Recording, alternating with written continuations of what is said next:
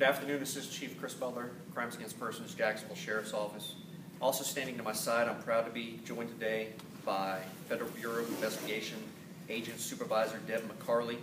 She supervises the Violent Crimes Task Force that we participate in. And I'm here with you this morning to announce the arrest of Robert Keith Claiborne. He's a black male, 44 years old.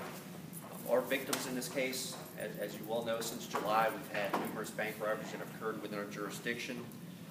The banks include First Atlantic Bank, Synovus Bank, Alive Credit Union, Fidelity Bank, First Florida Credit Union, Alive Credit Union, and SunTrust Bank.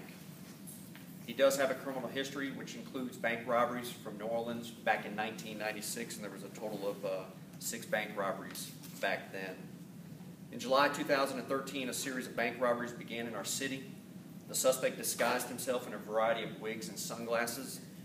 On Saturday, January 25th at 9:05 a.m., the suspect entered the SunTrust Bank located at 1702 North Main Street, and he committed a bank robbery. As he did in all the other bank robberies, he disguised himself with a wig and glasses, and he entered the bank and approached the teller. He did not produce any type of weapons. He basically made demands of the tellers and demanded the money from them. The tellers complied in this case as well as he did in all the others and gave the suspect the money, and he fled. The police were called. Members of our criminal apprehension team observed the suspect driving. The suspect fled, and after a brief foot pursuit, he was apprehended. The suspect has been charged presently with 2 counts of bank robberies for 2 banks and will be charged with 5 more counts as those investigations come to a close.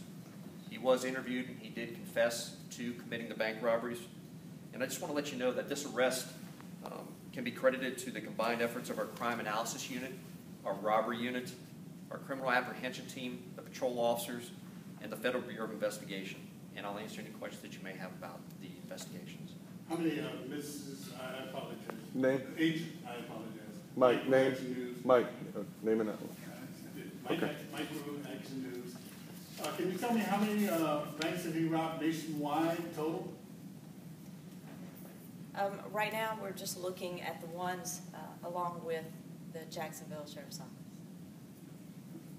We're aware of the ones that he has in our jurisdiction, which were the 7, and as well as his criminal history from New Orleans, which were the 6 banks there. Do you know with Action News, what made this, I guess, different from the previous bank robberies? How were they able to identify which vehicle he was in this time? Well, in one of the bank robberies that he committed on Atlantic, the Alive Credit Union, one of the tellers actually got looked at the vehicle that he was driving, and that kind of gave us some information. And from there, we started doing our investigative work on that through our crime analysis unit, and that kind of gave us a break in the investigation. Matt Augustine, WOKV. Do you have a sense of how much money total he ended up robbing from these banks here in Jacksonville? It was, well, I do, but I'm hesitant in giving you, the dollar amount is probably, might be in the low $30,000 range, and that's just a ballpark figure.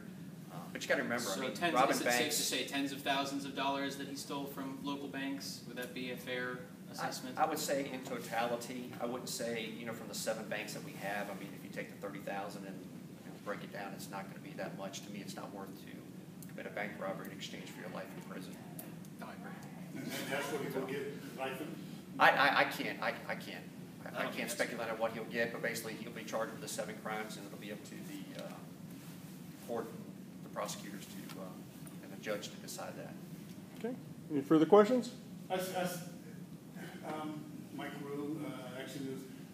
It's kind of, you don't know how many banks he's robbed, you just right now don't know how many banks he has robbed since he left New Orleans. Any banks in between?